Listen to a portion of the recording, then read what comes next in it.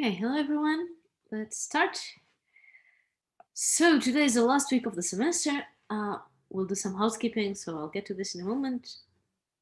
But before this, it's good to remember that this is lesson 13, and today is the 2nd of June, 2021. I realized that 2020 in all the lectures up to now. But well, if you care, then you can tell the difference. So last time we started talking about weak measurements, and we talked about this pre and post selection paradoxes, but we've only just begun. And now today we'll kind of bring it all together. So we'll finish what we had to say about pre and post selection paradoxes. We'll bring in the notion of quantum contextuality, and then we'll bring it all together. So we'll see how all of these notions relate to each other. And we will continue to follow this paper up by Matt Liffer and Matt Pusey, which is a very nice one. And I think you have a link to it in the tutorials at least. Okay. So first, some housekeeping. So you might be wondering what we'll do with the extra lectures.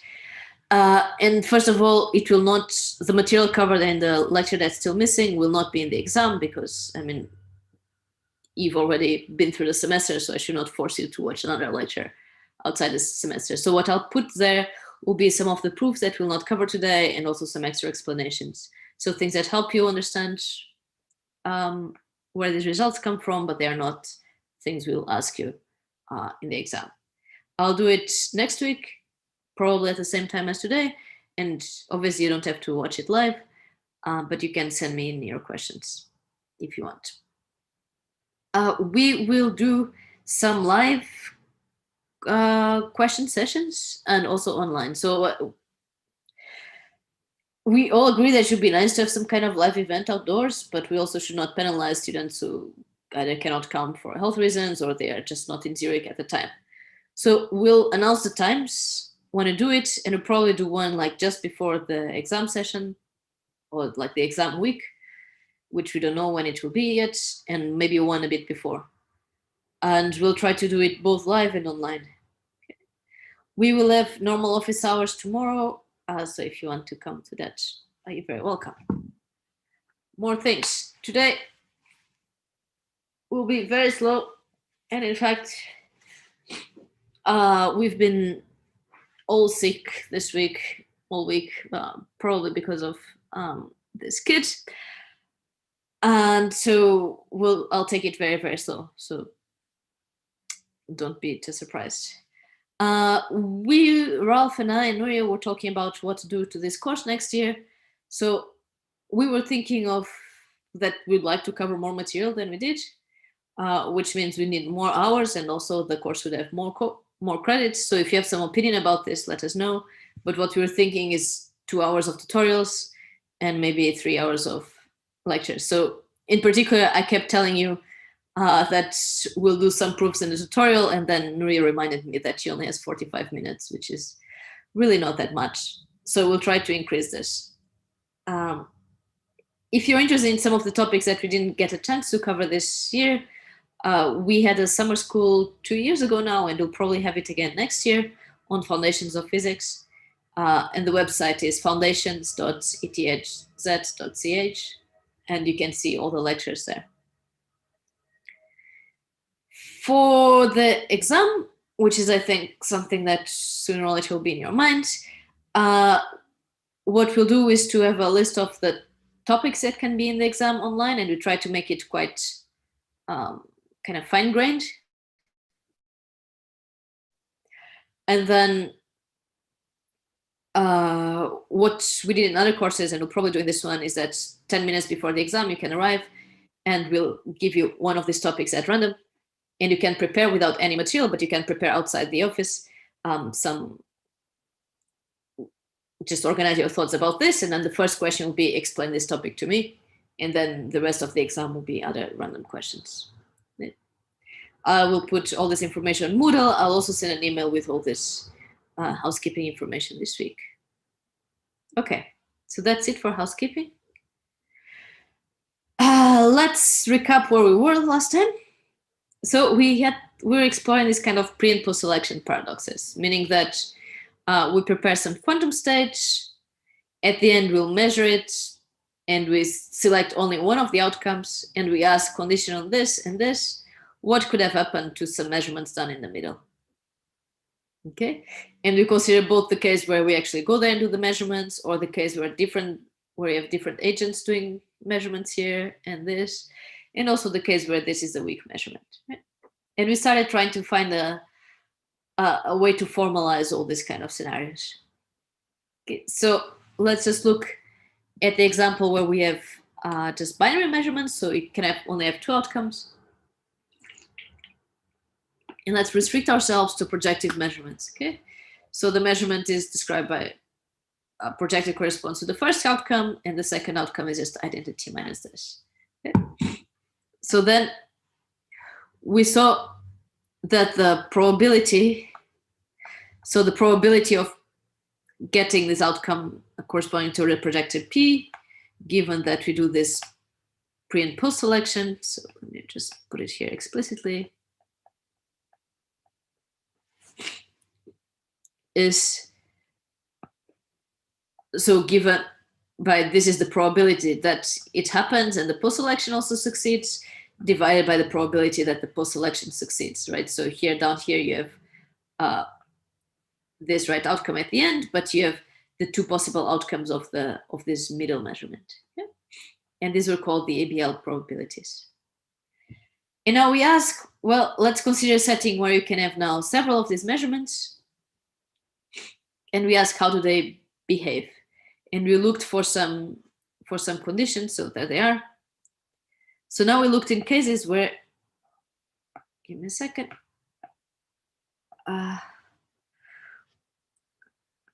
Where you could have this measurement described by P1 minus P, but we could also have a measurement Q, right? And this could be, for example, P could be just some P tends to the identity on the second system, and Q could be, for example, nothing on the first system and some Q prime on the second system. And then we ask, well, how would we want these things to behave? How would we want this probability to behave if it is to act like a probability distribution? Okay. And one of the things we ask is that if we have these two measurements, we don't care if they are really in different systems or not. But if they commute, meaning that I can either do P first and then Q, or the other way around, well, then there is a measurement called QP, which would be, in this case, would be just P on the first system, Q on the second system. And, well, and the probability distribution should satisfy this thing here. And we didn't go into much detail about what this meant, but let me give you just a classical example. So suppose that P and Q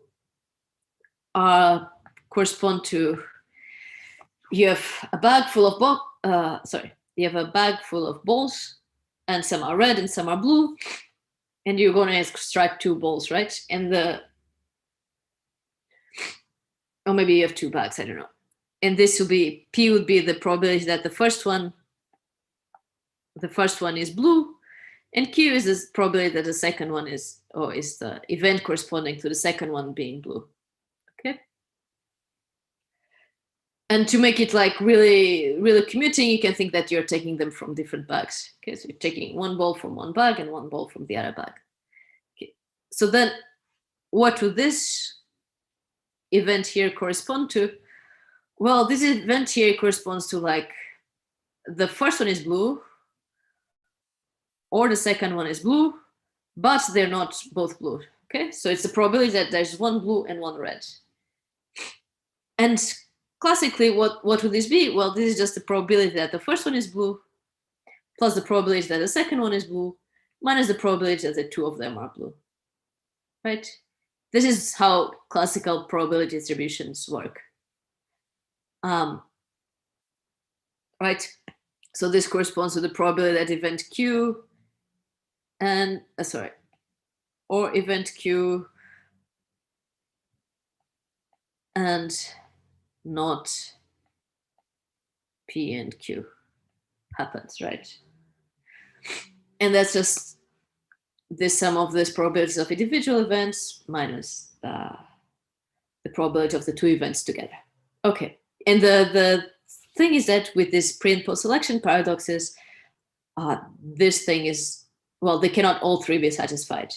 So the other ones were that f acts like a proper probability distribution in the sense that's between 0 and 1.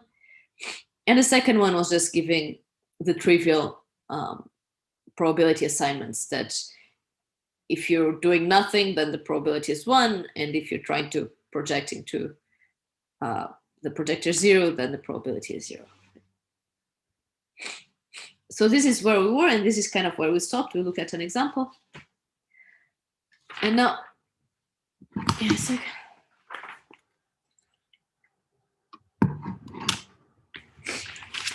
We want to connect this with the notion of contextuality. But before we get this, there's a nice proof that these two states need to be non-orthogonal. Okay, so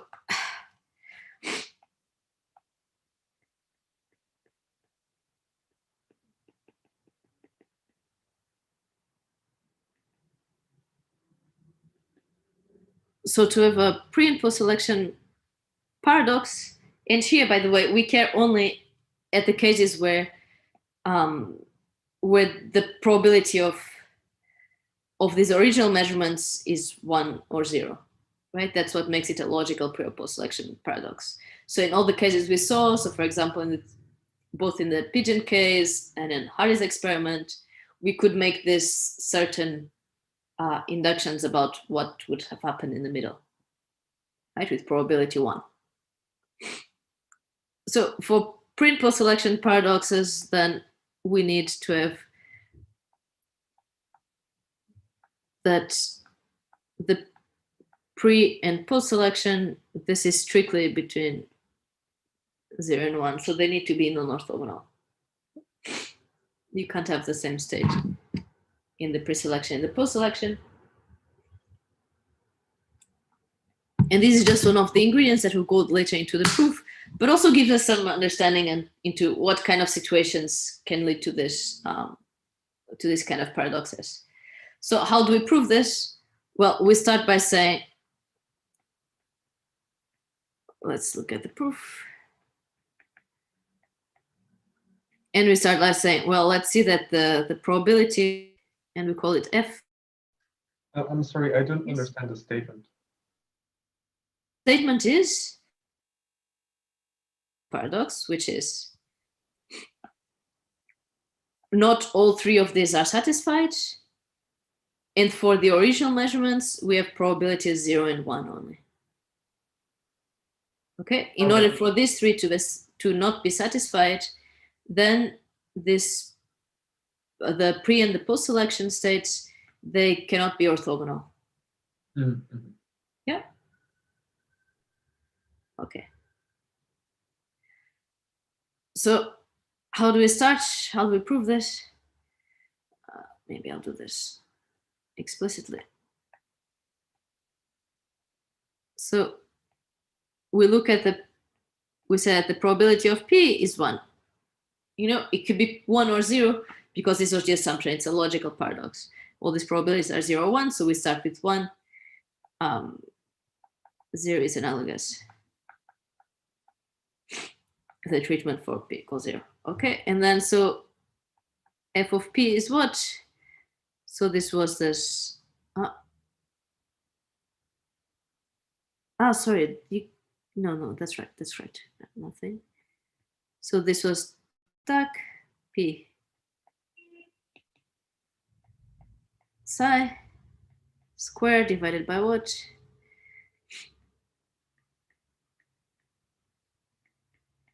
By the probability that the post selection works at all, which is having P here and having 1 minus P. Okay.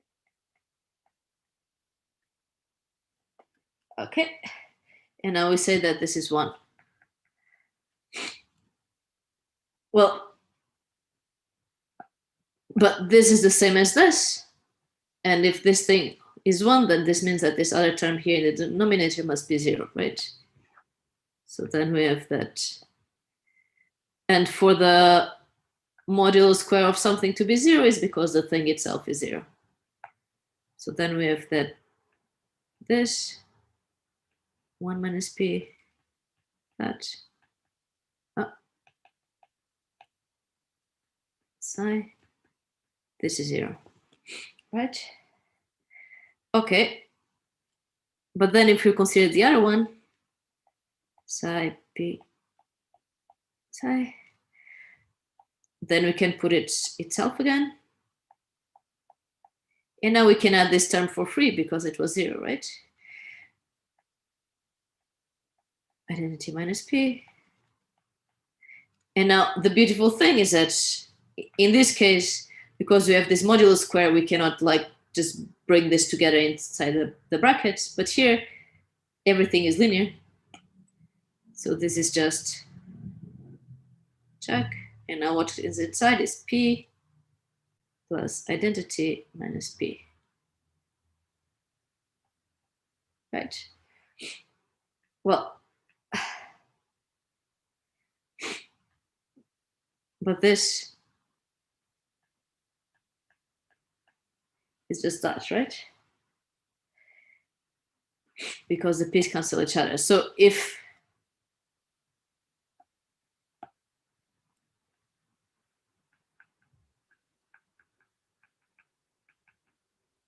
this is 0, then this thing up here is 0. And then we cannot have this preselection, this, first of all, we can never have this, we don't have this post-selection working, right? Then we get a contradiction here. Is that clear? If, on the other hand, we say that this is 0, then we do the same, except we look at the f of 1 minus p and do exactly the same thing. So we need these two states to be non-orthogonal for these things to work. Okay, good.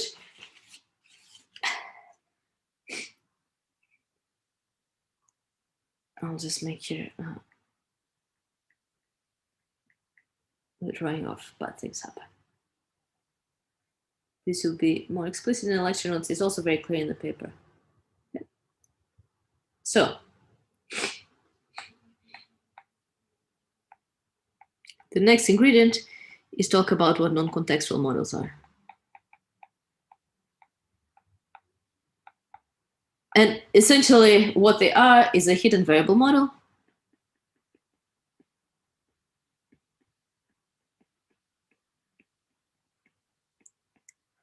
where the key aspect, so for example, you know that Bell's theorem rules out a series of hidden variable models, and these are the ones that where the probabilities are local.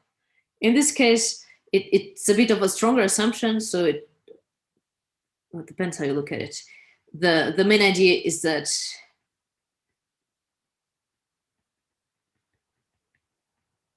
the probabilities only depend on, I don't want to say projector itself, but on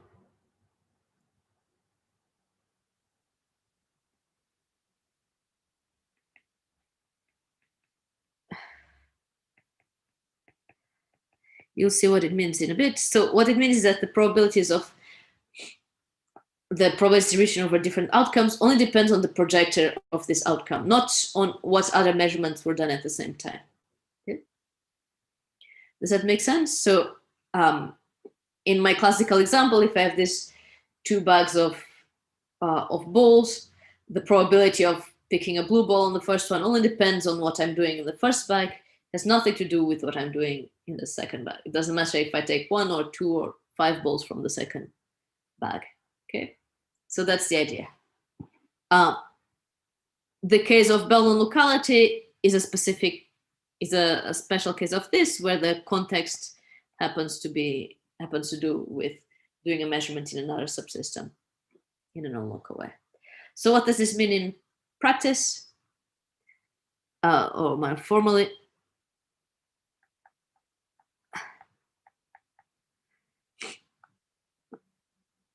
it means that you have the following. So it can, there's many phases to contextuality and non-contextuality. There are many ways to formalize this. We're gonna just look at the one that's used for the proof of this theorem, okay? So formally, the idea is that you have a hidden variable state. So these are called the Ontake states. Ontake just means reality. So this is your hidden variable. And just to make it more clear, hidden variable, it's like treating quantum mechanics like it was thermodynamics, right? The quantum state is some kind of macroscopic description, but if you looked close enough, there's like a precise state, like the temperature and pressure of a gas is a macroscopic description, but we could look close enough and see the momentum and position of all the particles. That's the idea. Okay. So then the idea is that you have these Ontake states, which are the hidden variable, and then you can make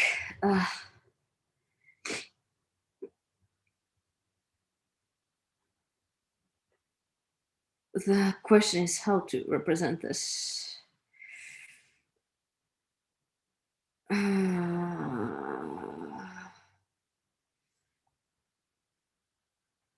Let's put here the, think of this as just the algebra of the thing that represents all your measurements. Okay, so here are your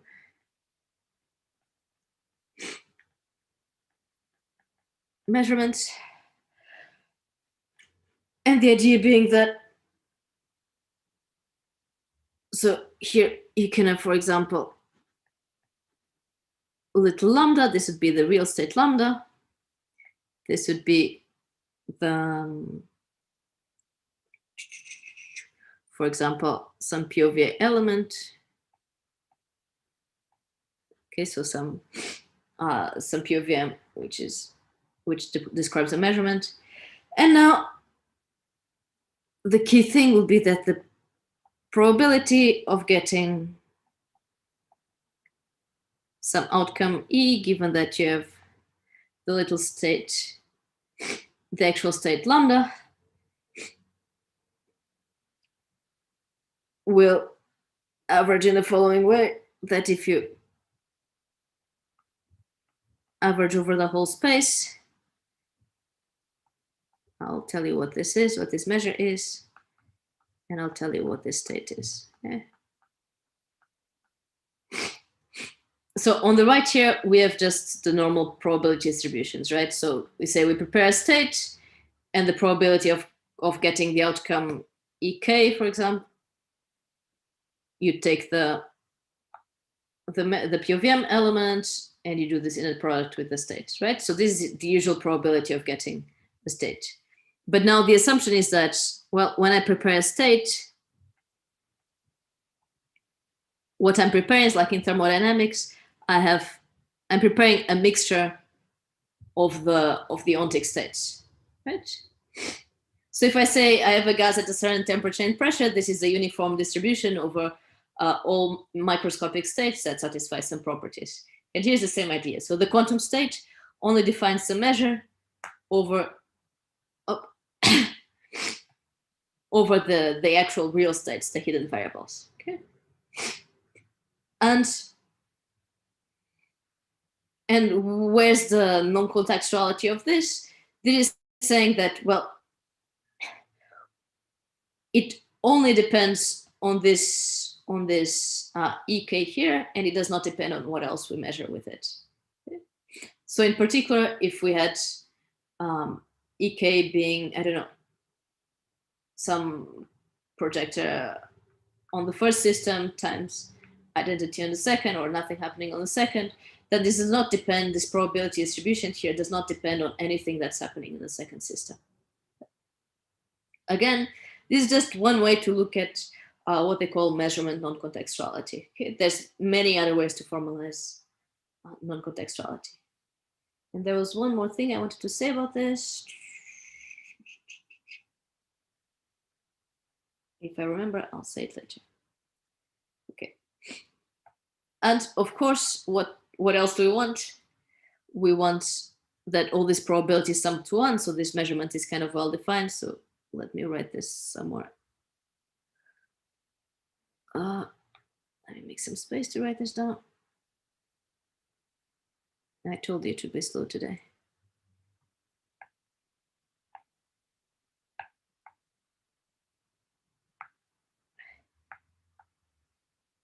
I can write it. I can write down here, so it's not too bad for you. So we have this, and then we have, of course, that all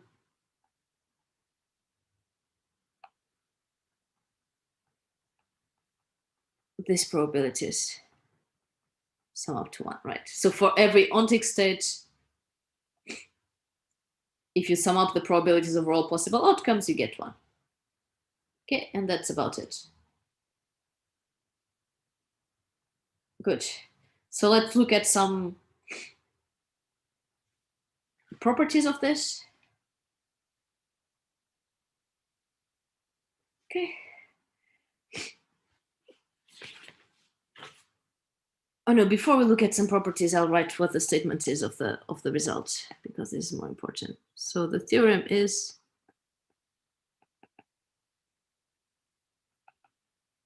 that if you have a logical PPS paradox, then you have a violation of this assumption of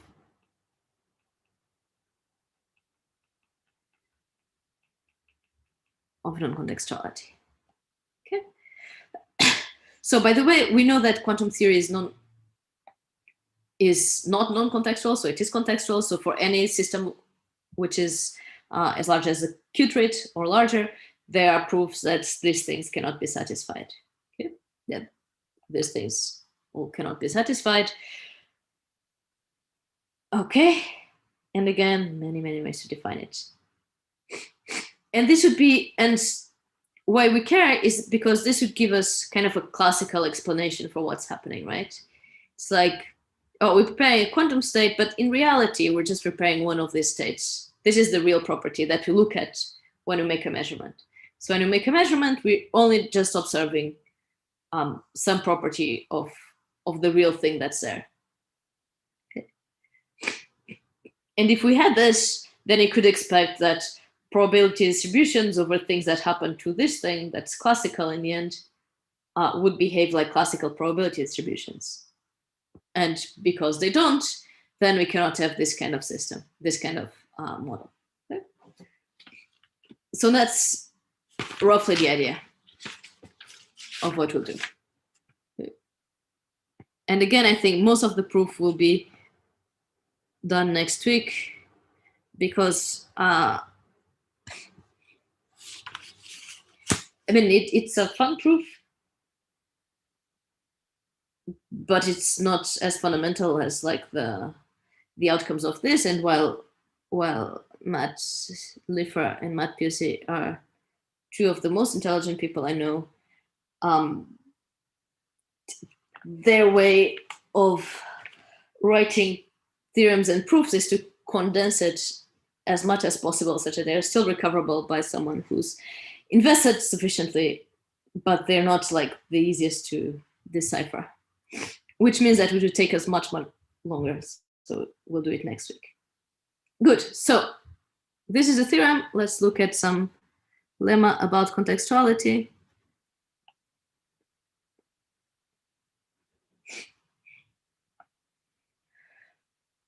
Okay, 1.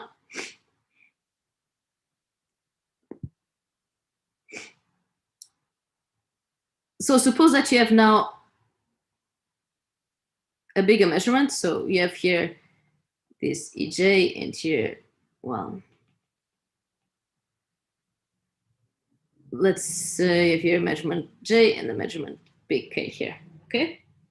And now you care only about the outcomes of this measurement here, okay? Which means that you, in order to get the probability distribution for what happens up here, you take the global probability distribution and you just course grain over, like you kind of trace out what happens on K, right? Okay, so if this is the case and you have a non-contextual model, then, well, things behave very nicely. So if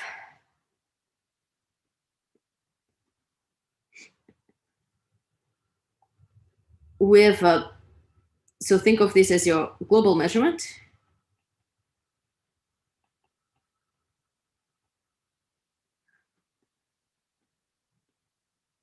Which is, we're still thinking about it. It can be a general POVM. And now we think about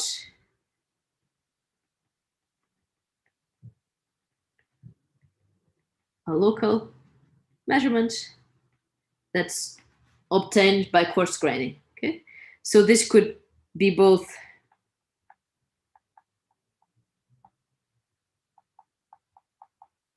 this case of being like you're really just tracing out what happens in one subsystem, but it could also be just any kind of coarse graining. Like here, you just have more information than you do here.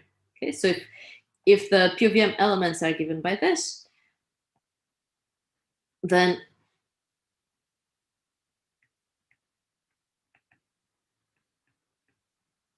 the probability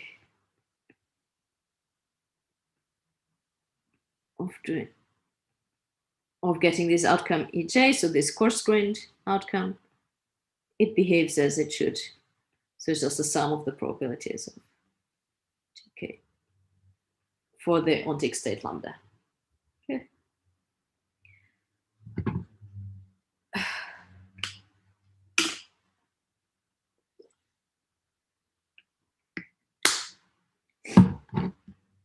This is part one. Part two, if now we have a second setting, which is we have a POVM that's a mixture of two POVMs, which means like,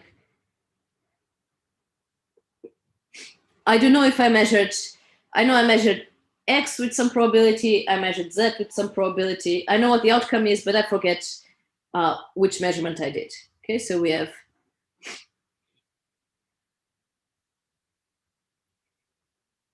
if EJ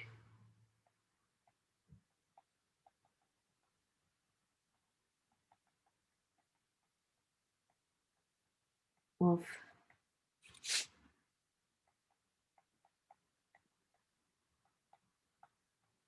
and this one, and what does this mean? It means that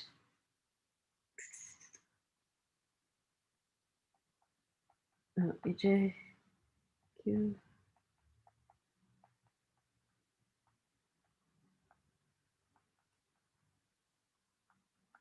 okay, where this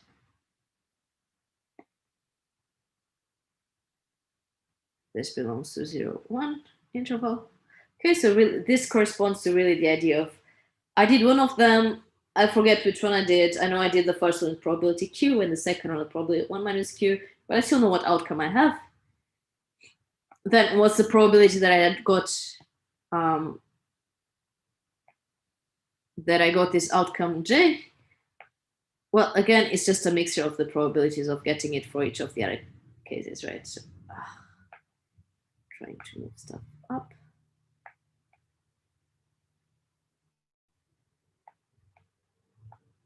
Okay. Okay.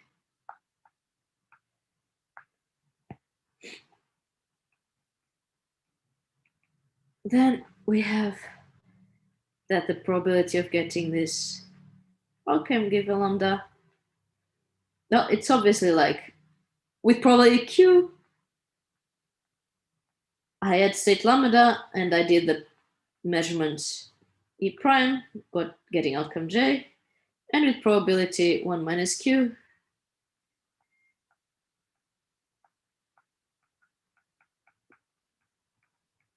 I did the other one, right? Okay, this is all very logical.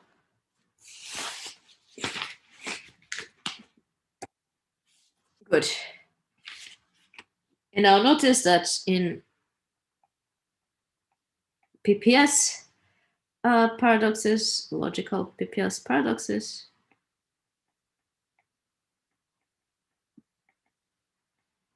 we have that this probability of some EJ Kiva lambda is 0, 1, right? Because now we're restricting ourselves to the case where these E's are binary measurements. Okay. Good. And now we need to look into some ingredients. So I'll give you now the first lemma, and we'll prove it in the next lecture because the proof is, it's, again, it's funny. It's not obvious why they went this way. It's fun if you want to practice, let's call the other lemma 0, and this is lemma 1. If you want to practice your QIT skills, but it doesn't matter so much. Okay, so now the idea is that we are here in the middle of something. We don't care yet about pre-selection or post-selection. We made a projective measurement. Okay. So let's call it mathcal P, represented by this. It's a projective measurement.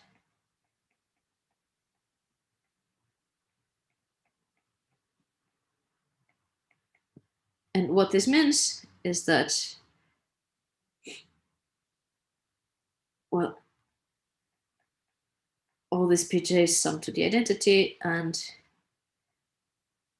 they're all orthogonal PI. And if you multiply one of it by itself, then you just get the same projector again, right? So any two of them are orthogonal. And if you look at one, then if you square it, you get the same again. And this kind of corresponds to our idea of perfect measurements. So looking only at the case where in the middle we're doing this perfect measurement, so this projective measurement. And what does it mean to do the measurement and then forget the outcome? Okay, so we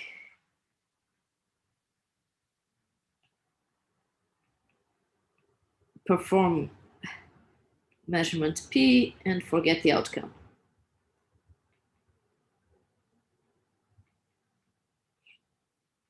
Then the thing that we have, let's call it EP, for some initial state rho, so it could be any state rho here.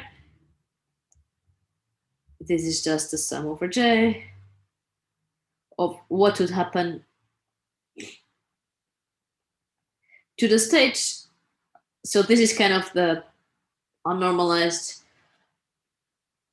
post-measurement state if you get the outcome PJ, right? So it's in the case of the state being a density matrix, then you just kind of sandwich it with the projector, right? You project your state into the outcome. Okay. Now, if you don't know which outcome it is, then you have to sum over all these possibilities. And of course, you multiply by the probability of this happening, but that's just the norm of this thing. So when you get it all together, you have this, right? So that's this. And the result of the lemma is that this corresponds to, with some probability Q, you get the state back again, and at probability 1 minus Q, you get some kind of quantum map. So let me tell you, so Q belongs to 0 and 1, and this is some trace preserving completely positive map. Okay. So every measurement, if you forget the outcome, can be seen as with probability Q, which could be 0, but it's not. With probability Q, nothing happens. And with probability 1 minus Q, something happens to the state that can be modeled as a map. Okay.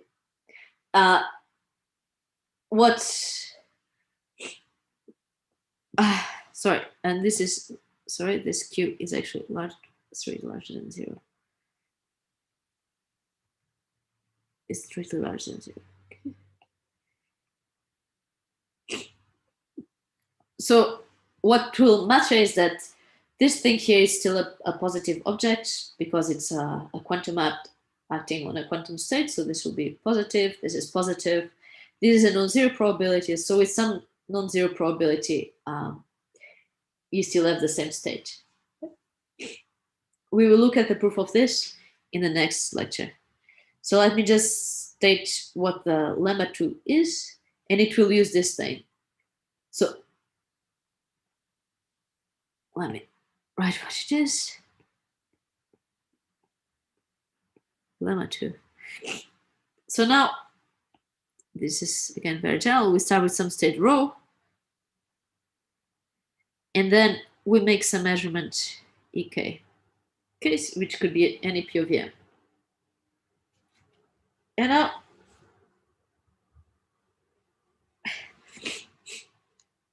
we again have this non-contextual model, so we don't have just rho, but rho creates some state lambda, some Ontake state lambda, and then we have ek measuring this. Okay?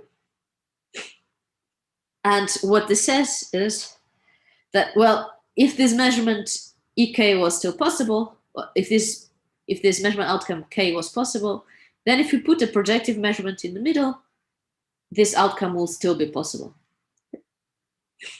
If you forget the outcome, I'll explain this what is. So if the probability of getting this ek give a lambda, okay, there's some Ontake state. It makes this larger than 0.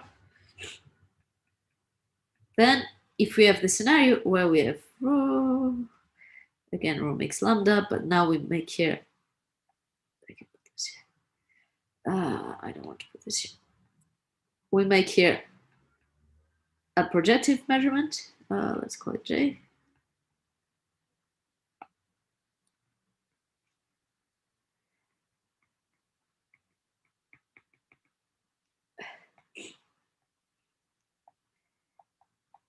And then ek, okay. Then this outcome should still be possible. Okay, then that's the idea, that this outcome should still be possible. So in particular, if the real state that we had was some lambda, then probability of epsilon dagger applied to ek give a lambda is still larger than 0. I'll explain what this is now. So the idea is that how we'd model this in quantum theory would be that from this state here to the state after we make the measurement, if we forget the outcome, then we have this map.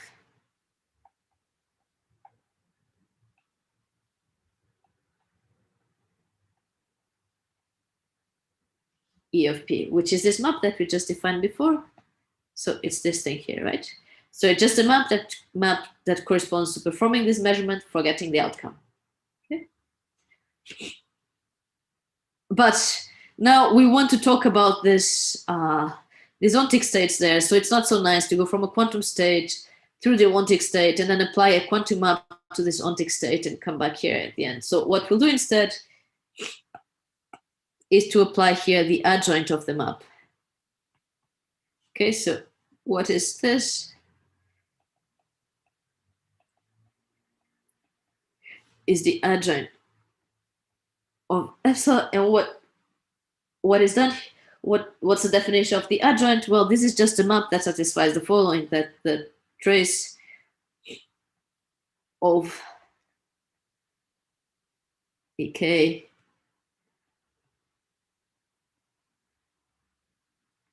epsilon of rho, which is what? It's just the probability that of getting outcome ek given that my state was the post-measurement state here, was this post-measurement state, right? So let's call this sigma to make it easier. I call this state here sigma. Okay, so this is sigma. Yeah. So the adjoint is just a thing, is just a map that you can instead apply to the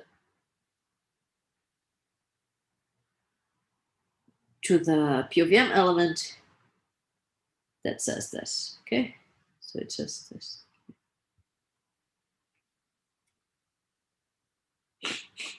Right, so it's like you have 3 steps at the left. At the quantum level, we have 3 steps. So at rho, we applied this map, which, you know, in this case correspond to a projective measurement. We got some state sigma, and then we measured the state sigma. Okay, so there's 2 ways of representing this, the distribution of getting this outcome. Okay, one of them is by doing trace of ek, well, ek to sigma, right? And sigma is just epsilon of, sorry, epsilon p of rho. Let me get the notation straightened. Epsilon p of rho. Yeah. But the other way to represent this is by saying, well, it's like we backwards evolve this one with some other map, and then it's like we get a new measurement at this level that we then apply on here. Okay. Both of these things correspond to taking this state, making this projective measurement for getting the outcome, and then doing this measurement. Okay. And the proof to this, what it does is using essentially kind of this property that even if you do this intermediate measurement, there's some part of your state that is still the original state that's larger than 0. And therefore, if there was some possibility that it was larger than 0 before, then it will still be larger than 0 at the end. Okay. That's the idea. So informally, what this means, morally, what this means is that if something had non-zero probability, if you did not do this intermediate measurement, it still has if you do the intermediate measurement, as long as you forget what the outcome was. Okay, so we will stop here and come back at 48. So at 4:48 to continue.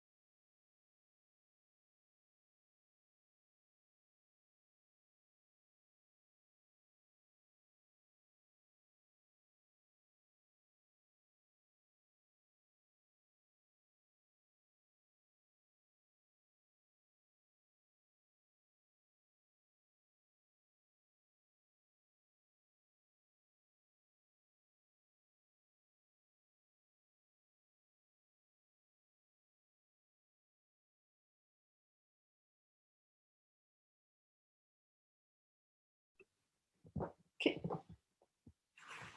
All right, let's continue. And once again, I should warn you that I feel far too sick to do the lecture properly, but we'll see what we can do, okay? So I will not give the whole proof of the theorem. I'll just give you an idea of the proof, and then I'll go through the proof in the next lecture. So let me just tell you, what was this theorem doing here? What were all these lemmas doing here? So the idea is that we have this, but let me give you here.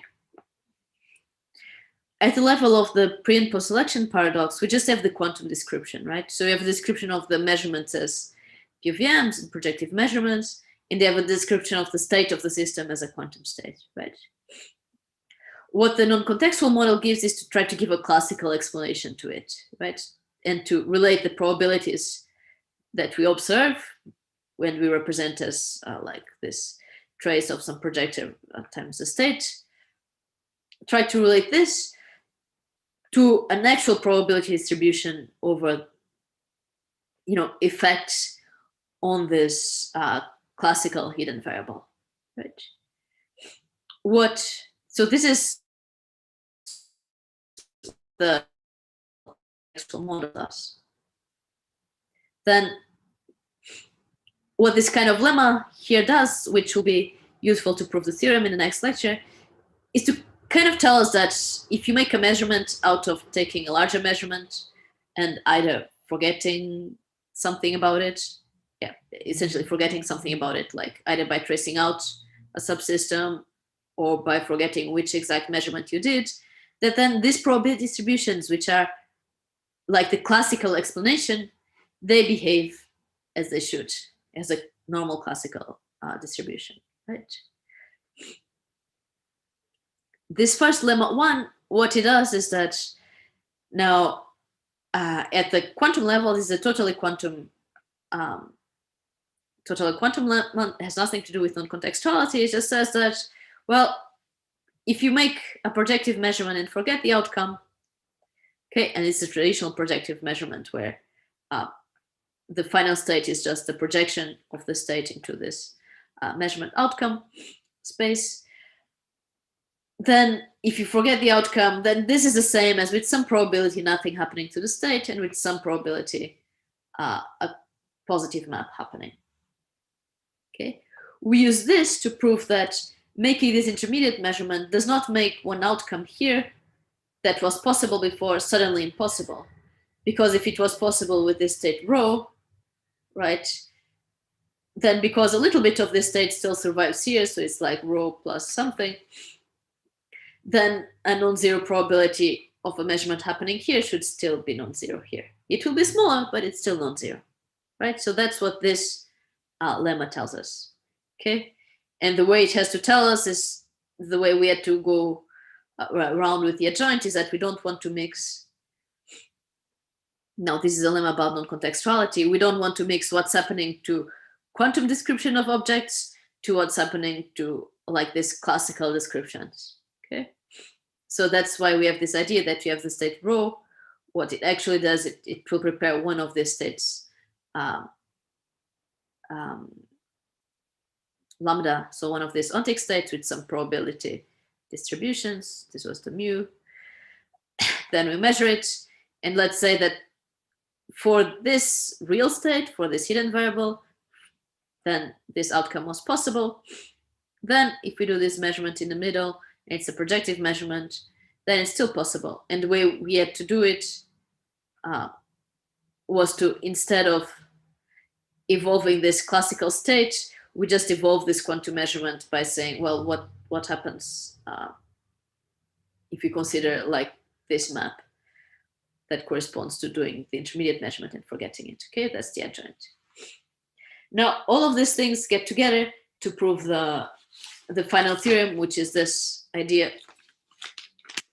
that the logical PPS paradox is a violation of non-contextuality. Again, we'll look at the formal proof next week. I'll just give you just the intuition for the proof.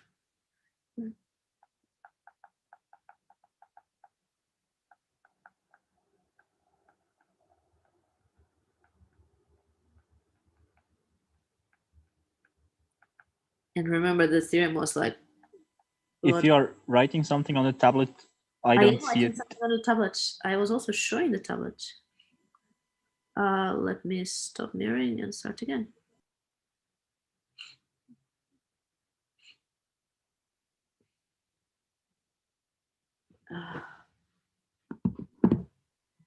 Yeah, now I think it shows the new slide. Okay, good. Yeah.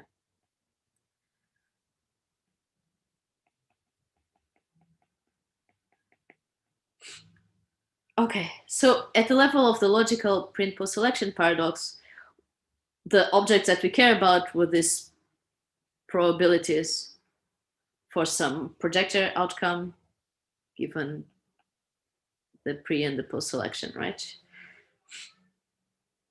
And we cared in particular about the ones that were either 0 or 1. At the level of the non-contextual model, what we have are these probabilities of some outcome P given the Ontake state sigma, right? Sorry, the Ontake state lambda. Now, this is an actual probability distribution.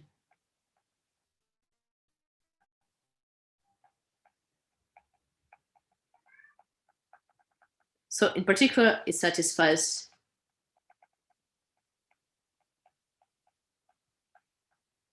all these conditions we saw before. So let me go get them. So these are the conditions that you'd have to have in order not to have a print post selection paradox. So where are these conditions for some function f to be well behaved?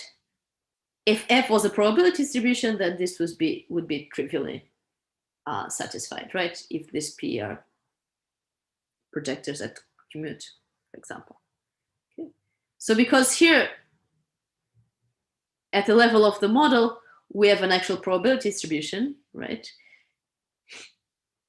But here we have this function that we don't know what it was. And what the proof does is to say that these things must be the same, okay? But now this would act like the actual probability distribution, and this by definition is a paradox.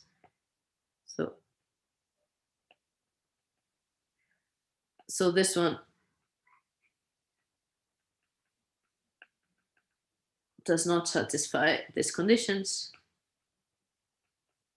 1, 2, and 3, okay? And that's the contradiction that we have.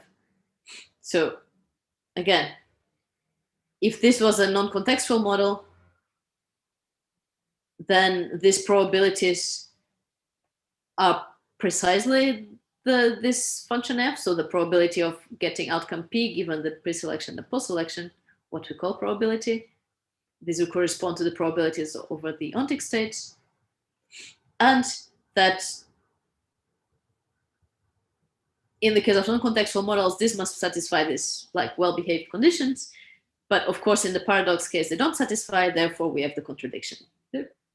Again, the proof is rather technical. It's kind of nice, and we'll go through it, but not today. So today we want to talk a little bit more about what the implications of this are. But is the intuition kind of clear?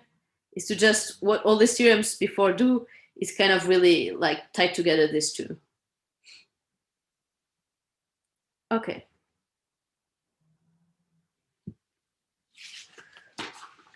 So then the conclusion, so then the conclusion is that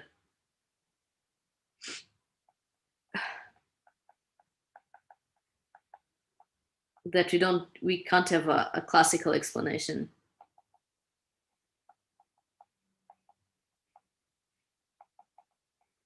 for what's going on in this kind of quantum experiments like the pigeonhole or Hardy's experiment, in the sense that if you want to have a hidden variable model, then the probabilities of getting an outcome depend not only on this measurement that's done locally, but also on what else is done at the same time to the system. So that's the idea. And with these hidden variables, you mean that would be classical then? Yes. Okay. Yeah, so classical, what do I mean by classical? So they could be anything, right? Sorry.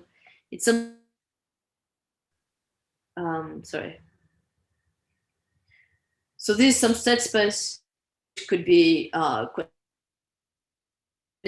it doesn't matter. And then what sigma algebra of effects over this.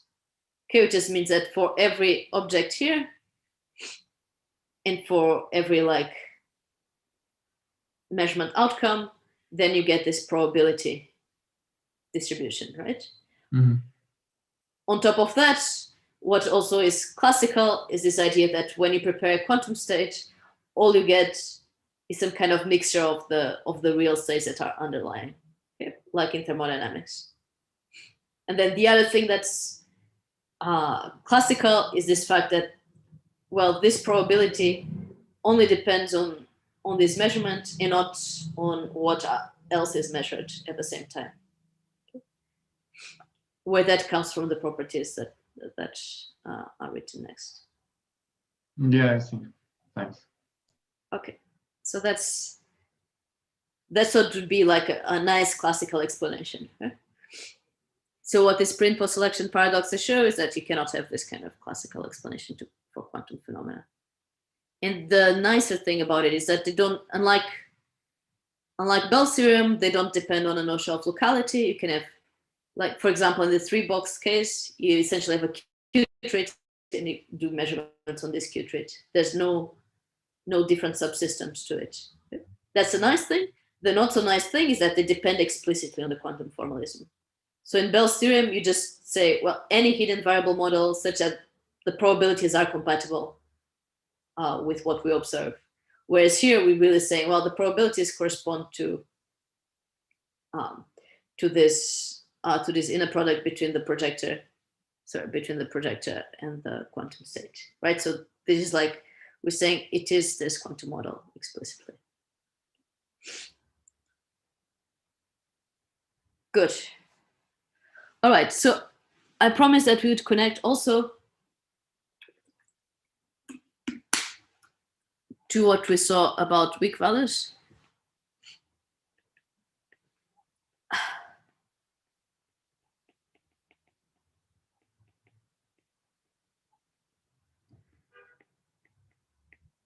So weak measurements and weak values. And just to recap, so the idea is to have some kind of Hamiltonians, I don't know what I call it, let's call it G prime. This is the observable on the system S that we want to measure. And then there was some P on the measurement device, right? And then we saw that if we post-select, so if this is your initial state, we do this evolution, we start with some states. I need to give it a different name, the 0 on the pointer. And then we kind of post-select here into state phi. And then we measure the pointer, okay? Then we saw that something happens to this distribution here over the position of the pointer. And then I told you that, well, the average x of the measurement device after this whole process would be given by essentially this G prime T, which we just call G, and then this, let's call it W of the observable A, given the pre and post selection, where this is what we call the weak values.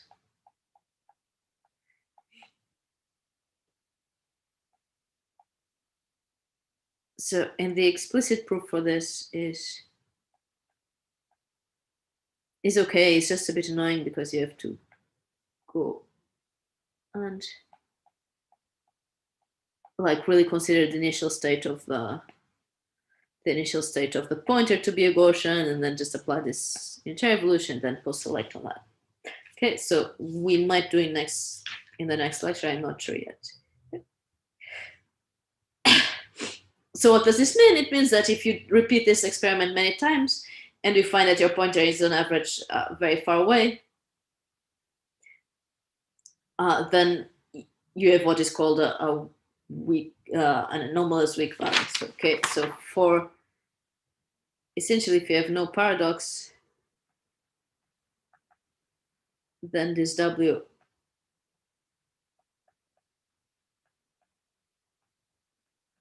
is contained in, let's call it, range of A. And by what I mean by range of A is an observable. It's like you list all the eigenvalues and you go from the minimum to the maximum eigenvalue, and it will be somewhere in between there. Okay. But if you have this kind of paradox, then this anomalous weak value can be outside this range of A. Okay. And this is the example you saw, I think, in the tutorials when you computed it. The weak value for either the Hardy paradox or the pigeonhole. I think you'll anyway do it in this tutorial now. But just, it might not be clear how to connect this to what we're doing now, because we've been talking about projectors all along, and now we have an observable, right? So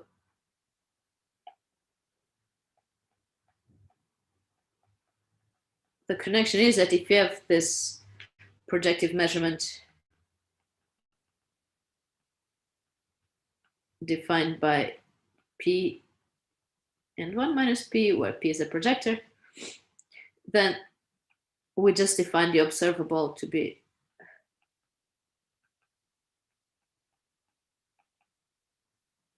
we get P with some eigenvalue, and we get 1 minus P with some other eigenvalue, right? This is just how an observable is defined. And now we just make these eigenvalues 1 and 0. This is all the real numbers, okay? So essentially what we have is A is just P. So then what the result of this is that this given phi, we just take it from here, and that's just the real part. Oh, sorry.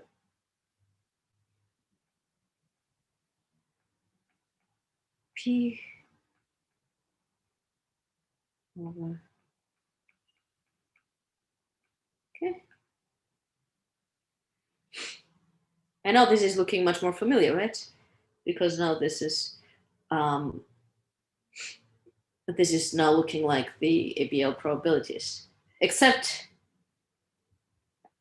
that this is just a real number, right? It just corresponds to the position of the pointer somewhere. So there's no reason why this should be between 0 and 1. And this is precisely when you have an anomalous weak value, then this can be outside the range of 0, 1, which corresponds precisely to the violation of the conditions 1 and 2 that we saw before. Right? So if we go back to them, let me go back to them. Right. So now this f of p is just our w. It's just the average position of the pointer at the end. And we saw that before, that if it's well behaved, it should satisfy these things. And we saw one example with the 3 boxes where if we took this one seriously, then we'd get here one of these f's to be 2, for example. So here, very simply, what it is that when we measure this pointer, we observe it at position x equals 2 times g. It's not a probability distribution, but it is something that we can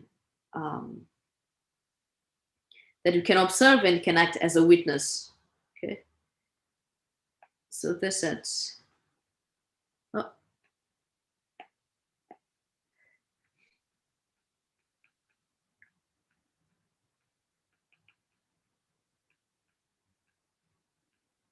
Of logical PPS paradoxes. So in particular, for example, in the 3 box case, I think you saw it in the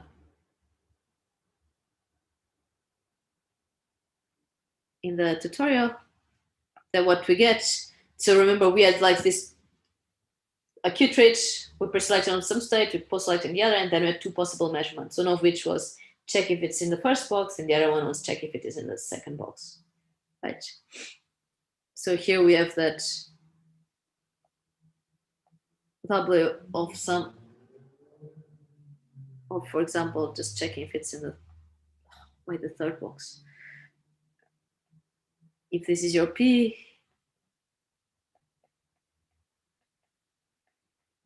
then you get a -1. Which means what? It means that if you measure this, if you actually perform this measurement, then you can observe that your pointer moves to x equals -1 times g. So what this tells us is that, again, we have these pre and post selection paradoxes, which now tell us something about what classical measurements or classical models are allowed or not allowed, okay? But you could still think that it doesn't mean anything, like, how does it mean something physically? Okay, because we're talking about measurements that we did not actually perform. And one of the answers to this is, well, if you do this measurement but very weakly, then you can actually observe some kind of effect of this, some kind of fingerprint of this non-classicality. Good. Why can you explain why these weak values are the real part of this fraction? Or like, is there any information in the imaginary part? So the imaginary part will have to do with the momentum of this pointer, essentially. Okay. Because I'm reading the Wikipedia and there it says the weak value of observable, and then it's just without taking the real part. But I guess this P is not per se observable, right? No, this P isn't observable in this sense, right? Oh, okay. Sure.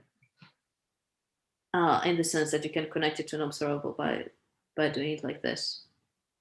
So, but then again, the thing is that you apply this evolution to this joint state, then you post-select on this happening on the system, you get this kind of skewed Gaussian, right, which has some real part and some imaginary part.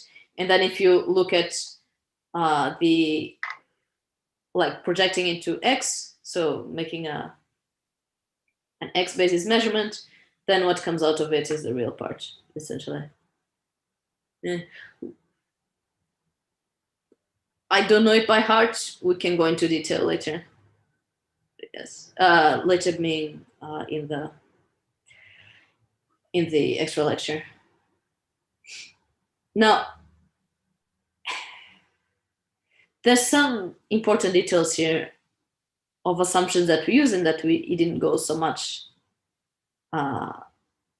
We didn't go so much into, right? One was, so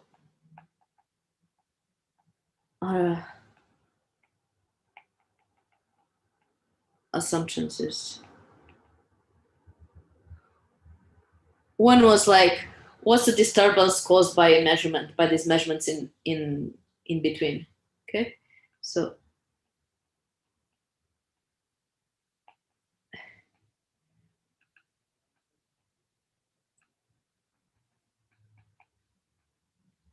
disturbance was described by just the von Neumann update rule, which is just that the post-measurement state, if you get outcome K, is just this projected K, rho, projected K divided by the trace, right?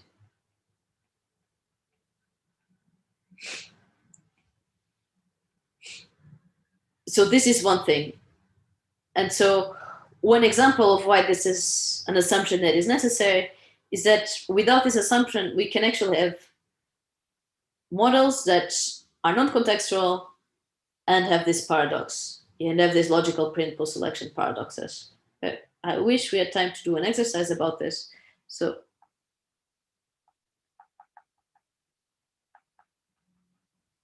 without this, we can have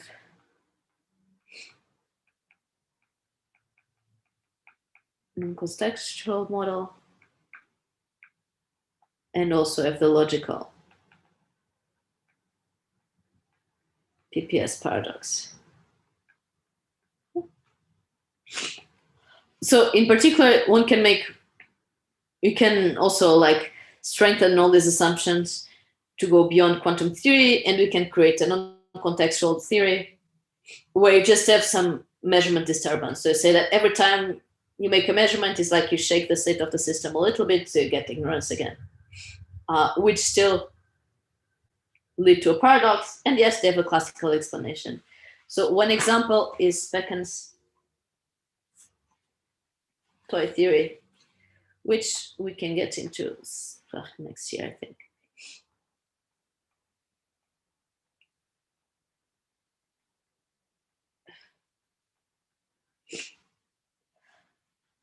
Okay, another example is, well, maybe I have a measurement where if I get outcome 0, I just do exactly this. But if I get outcome 1, I just discard the state and prepare a new one. Okay. Then in this case, so measure, discard, new state. Okay.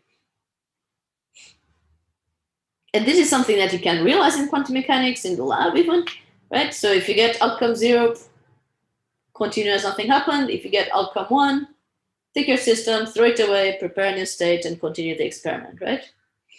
But in this case, what is violated is this rule that the pre-selection, the post-selection could not be orthogonal. In this case, they can be orthogonal, and then the whole theorem comes crashing down. Okay. The other assumptions that was used was that it was a logical post-selection paradox, right? So this was that this f of p was 0, 1 for our original measurements that we considered.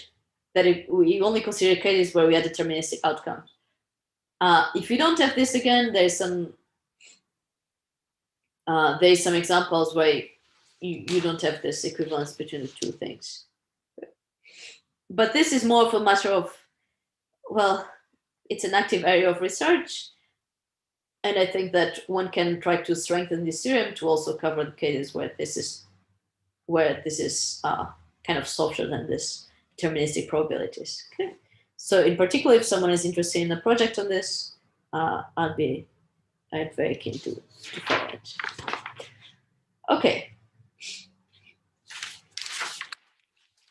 That's the main thing. Okay. Now, there's many other kind of paradoxes in quantum theory that don't depend on this type of classical models. But overall, every time we have something that feels a bit puzzling is because we made some assumptions behind it that are not justified. Okay, so in this case, let's see, we start with this Hardy experiment where something was a bit odd. Then you formalize into it to, oh, it's like there's actually no joint probability distribution over all possible measurements that behaves like a probability distribution, right? And then so what does this mean? What it actually means is that there's no classical model for classical, so non-contextual model for what's going on, where each outcome only depends on the measurement that's done locally.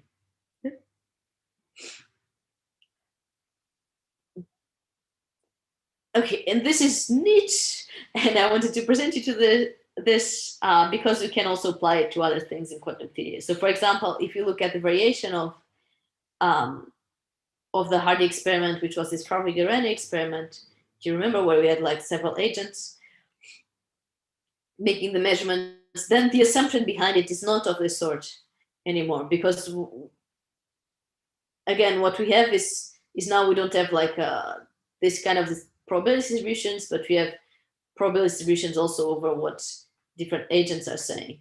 So what breaks down there is not this non-contextuality assumption, but it is, in fact, just classical logic, what is called epistemic logic, which is logic used to study cases where we have different rational agents reasoning about each other. Regarding contextuality, yes?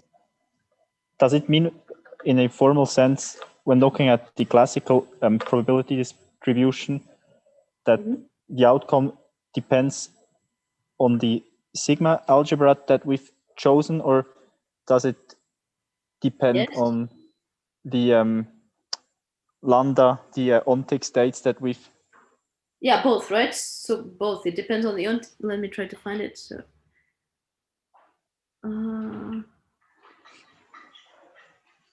yeah. So the probability distribution depends both on the Ontake states and on the sigma algebra, which is like it's this on the Ontake states, right? Okay, and that's the formal definition of contextuality of non-contextuality. Oh yeah, non-contextuality. Yeah. Measurement non-contextuality. So you can do a similar thing where for preparation on contextuality, and that's a whole other thing. So the reference for this is essentially Rob Specken's work.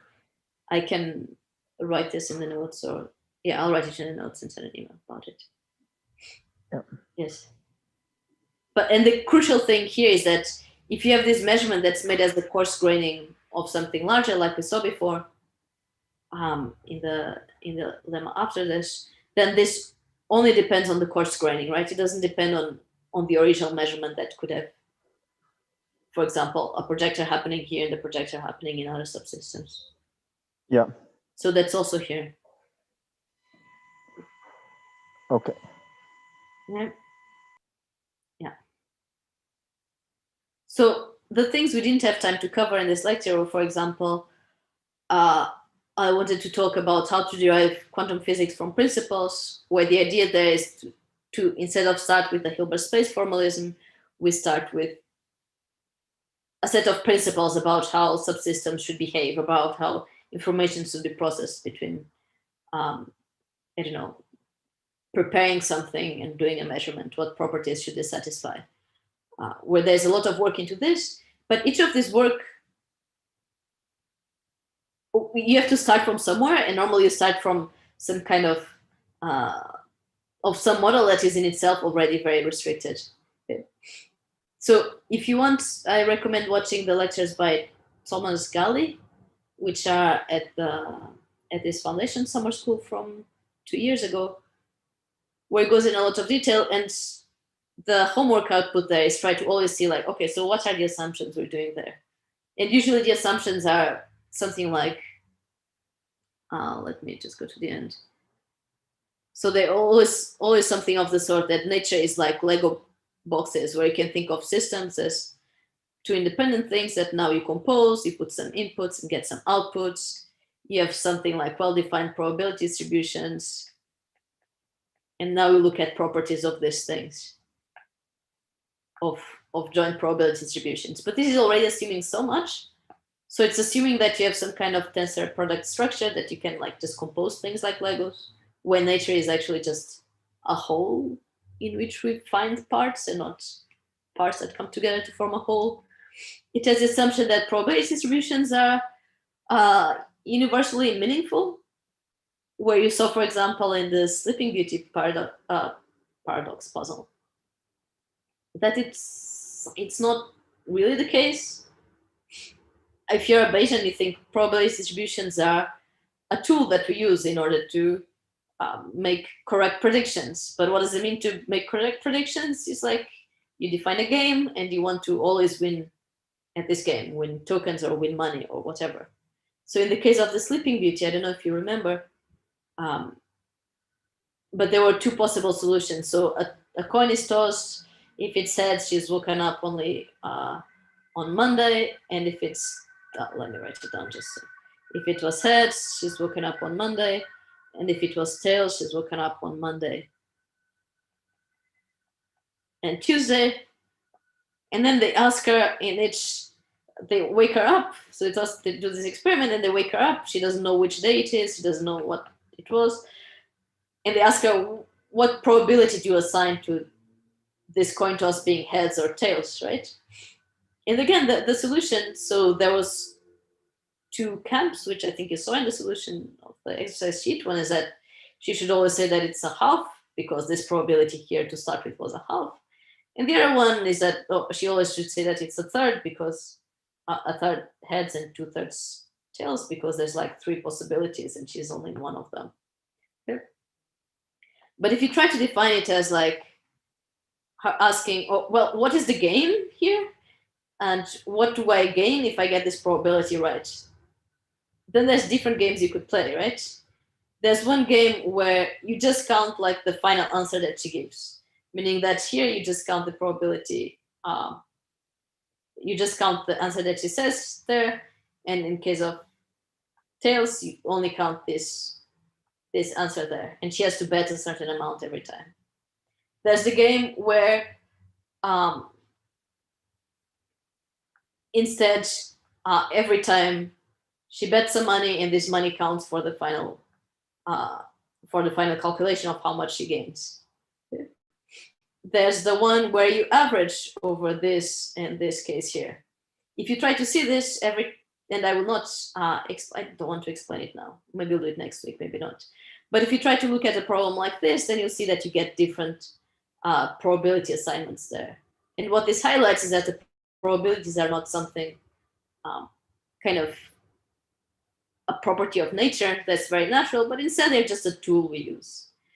And it's a bit dangerous to try to base our physics and our understanding of nature just on probability distributions, because then they will not behave in the ways we want to behave. This whole rant was to say that in all these works of building quantum mechanics from principles, we always take this kind of things for granted when I think they should not be. The other aspect of this rant was to just say that we can find, we should kind of be curious, right? If we start this experiment starting Hardy's experiment thinking, oh, there is this probability distribution over what I get, what Alice gets, and Bob gets, depending on what measurements they did. And in fact, I could even build from here a joint probability distribution of X, Y, A, and B. Okay, which is Alice measures X or Z, Bob measures X or Z, and they get these outcomes. If I try to do this and I try to assign this distribution that I computed from the quantum experiment to a global distribution, then I enter these contradictions. That's what this non-contextuality violation proves, that there's no joint probability distributions of what happened and what could have happened. And where was I? So yeah, again, the idea is that we can use the fact that something we thought would behave like a probability distribution doesn't behave like a probability distribution as kind of an instigating tool to investigate what kind of assumptions we are using and what kind of classical models we can rule out. Okay. I will stop here. I wish you happy holidays. Please enjoy. Please get some sun today, I think is the last day. And I will still record the lecture and upload it for next week. And then I'll send an email about all these live question sessions. So thanks. Bye. Thank you for the lectures. Thanks. Will the lecture next week be live as well? I didn't quite get that. I mean, I can do it live. There's no reason why not. Yeah, I can do it live. Why not? Yeah, I'll do it live. Okay. But please, you don't have to. You are on holiday. Watch it when you feel curious about the proofs. That's all. Yeah, that's good. Okay. Okay, thanks for the lecture, and goodbye.